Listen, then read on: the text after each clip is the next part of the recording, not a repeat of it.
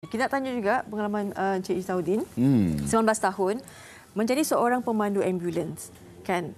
Kena kita membawa nyawa ni di belakang, tapi pada masa sama kita ni kena juga tak boleh panik. Bagaimana sebenarnya dalam keadaan itu? Apatah lagi kalau berada dengan kesesakan lalu lintas sebagainya. Ada juga orang yang tak peka pula. Kadang-kadang kita pemandu biasa kita macam tu. Bila kita dah panik bawa nyawa.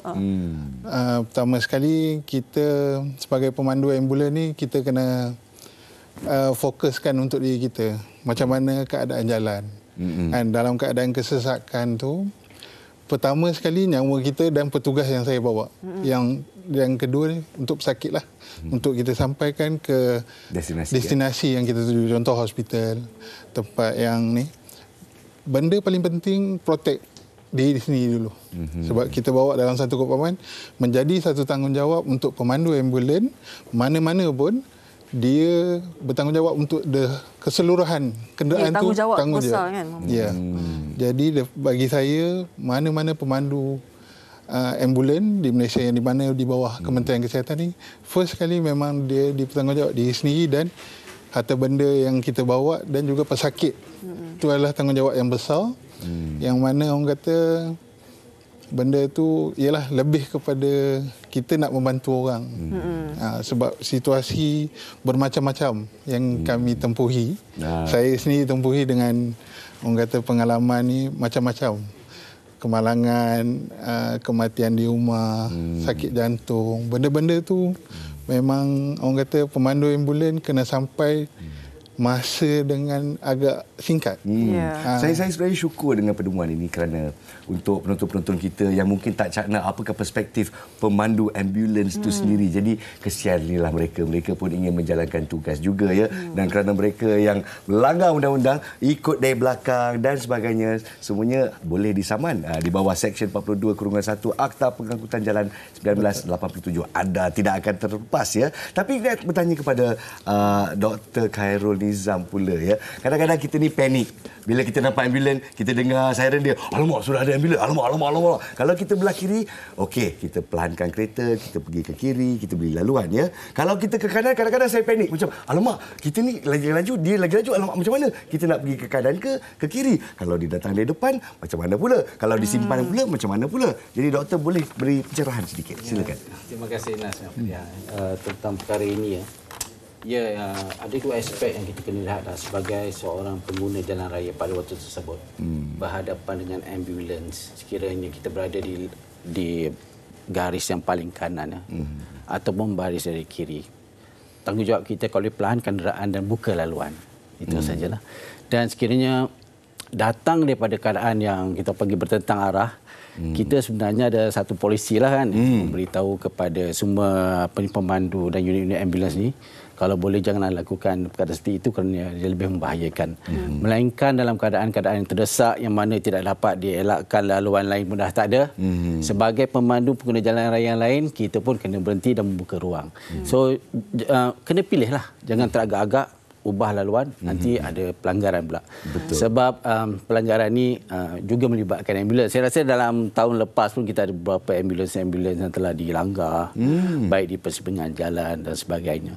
Jadi ada dua perkara lah kalau boleh saya nak kongsikan di sini adalah sebagai pengguna jalan raya yang lain, seperti yang Nas tadi jelaskan, ya ada tindakan undang-undang dan sebagainya itu. Jadi kita bergerak selari dengan undang-undang saja ada. Kaedah 9, kaedah langkah-langkah lalu lintas 1999 menjelaskan bila satu kenderaan yang khusus menggunakan, kita panggil apa, beacon bahasa Inggeris, Melayu panggil lampu mata arah. Lampu mata arah dipanggil. Lampu mata arah, ya. Dan sirens. So menjadi tanggungjawab semua pengguna jalan raya itu untuk memberi laluan lah. Dan kita lihat daripada mungkin survey yang telah dilakukan oleh pihak TV3 sendiri. Sebenarnya halangan oleh ke atas ambulans ini bukan melibatkan laluan kecemasan saja. Kadang-kadang laluan juga terganggu. Betul. Laluan terganggu. Jadi kita merasakan rakyat kena faham lah. Sebab bila kita respons dengan ambulans, beacon dan siren, ada 3 kaedah pengaktifan. Pertamanya, ambulans ini nak sampai ke tempat kejadian. Betul. Yang keduanya, dia sedang membawa pesakit. So, dia membawa pesakit. Dan ketiga, dia mungkin atas sebab-sebab yang tertentu yang kita menerima panggilan telefon kecemasan melalui sistem 99 Encik Faris terangkan tadi, dia gerak cepat ke kawasan. Kadang-kadang ada sedikit perspeksi ini nak balik cepat ke tempat lokasi lah. Sebenarnya itu kadang-kadang yang orang awam kena faham. Sebab kalau ada orang di dalam, kita membawa orang pegawai-pegawai terlatih yang mungkin sedang melakukan sesuatu dalam kenderaan. Jadi ada kenderaan lain menghadkan pergerakan kami, kita boleh tahu siapa yang akan terjejas kat sini. Begitu juga kalau kata ambulans tu kosong, lights and siren, kita ada persepsi kata ini nak balik cepat ke lapangan kan. Dia akan menyebabkan kita lewat sampai dah. Dan itu antara masalah yang kita hadapi. Setiap saat itu penting. Penting kan. Kita nak tanya Encik Faris, apa yang berlaku sebenarnya? Tadi doktor dah cakap, kalau ada pesakit di dalam tu, mereka sedang bertungkus lumus untuk menyelamatkan nyawa. Apa yang berlaku sebenarnya? Okey. Ramai ada saya selit sikit. Ini pun penting juga untuk masyarakat di luar sana tahu. Sebelum ambulans sampai, rakyat kita memang peka dan memang prihatin.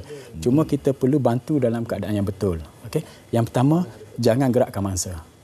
Kecuali dalam keadaan bahaya lah yang perlu digerakkan, dialihkan lah. Yang pertama, lepas tu jangan anduh atau splin sebarang kecederaan dan jangan masuk ke dalam air kecuali selamat untuk kita berbuat demikian. Dan yang penting, jangan bagi mangsa makan atau minum. Ini ramai penting, penting. Sebab kita orang Melayu, Cik Faris, kita terkejut, baca selawat. Tapi yang saya faham tu dia tak boleh bagi air atau minum atau makan kalau mungkin kerana harus diletakkan ubat bius dan sebagainya dan mungkin mengganggu. Itu bila sampai di hospital. Tetapi sekarang ni mangsa mungkin dalam keadaan renjatan apa semua, dia punya saluran pernafasan mungkin dah lemah, ini boleh masuk balik ke paru-paru dan macam-macam kemungkinan lah. So tolong jangan bagi makan dan minum. Dan apabila kami sampai, kita akan tengok dulu danger lah, keselamatan, dan kita akan buat penilaian situasi dan kita akan PPE, pakaian pelindungan diri tambahan. Kami dah pakai PPE. In case dalam situasi tertentu perlu pakaian tambahan, kami akan pakai. Yang masa ni minta masyarakat orang awam jangan kerumun ambulans. Bagi peluang dan ruang kepada kaki tangan perubatan untuk menjalankan tugas kami. Baik. Macam mana pula dengan menggerakkan mangsa kalau katakan harus dilakukan kecemasan, tapi boleh tak kita gerakkan mangsa? Seboleh-bolehnya jangan gerakkanlah. Tetapi jika dalam keadaan tertentu seperti ada api terbakar tu, pada tu perlu digerakkan dalam keadaan yang selamat. Dalam keadaan serentak, jangan ada pergerakan tangan ke mana-mana anggota badan lah, jangan kepala tu dalam keadaan yang align lah kata. So apabila kami sampai di lokasi, kami akan tengok, menilai pesakit lah, kedudukan pesakit, keadaan dia, pernafasan dia dan juga keadaan puncak atau pendarahan.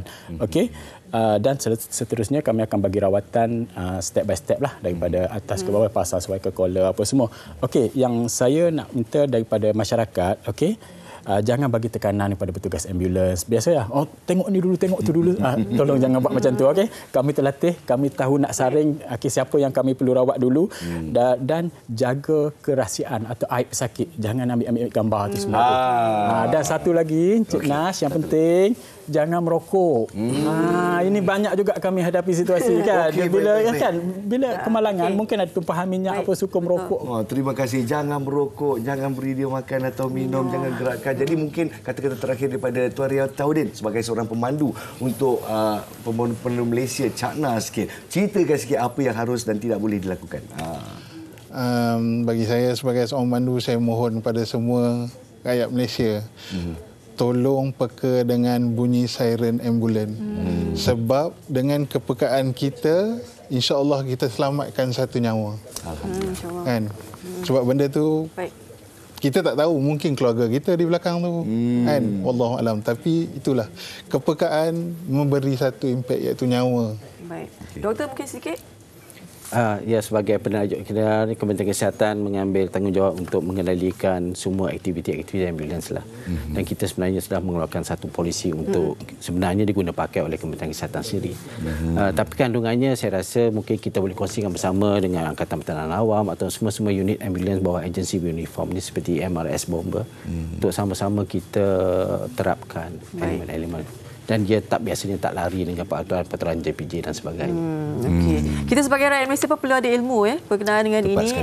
Jangan sewenang-wenangnya kita rasa macam kita tahu rakyat Malaysia ni memang sangat suka membantu orang. Betul. Jadi tapi kita nak ada ilmu, okey? Tapi kalau betul-betul kita nak membantu, kita gabung tenaga bersama-sama, kita berikan kerjasama yang penuh kepada penjawat-penjawat dan pembawa ambulans hingga pesakit sampai ke hospital, insya-Allah. Baik, kita berehat seketika dan terima kasih kepada semua tetamu kita hari ini.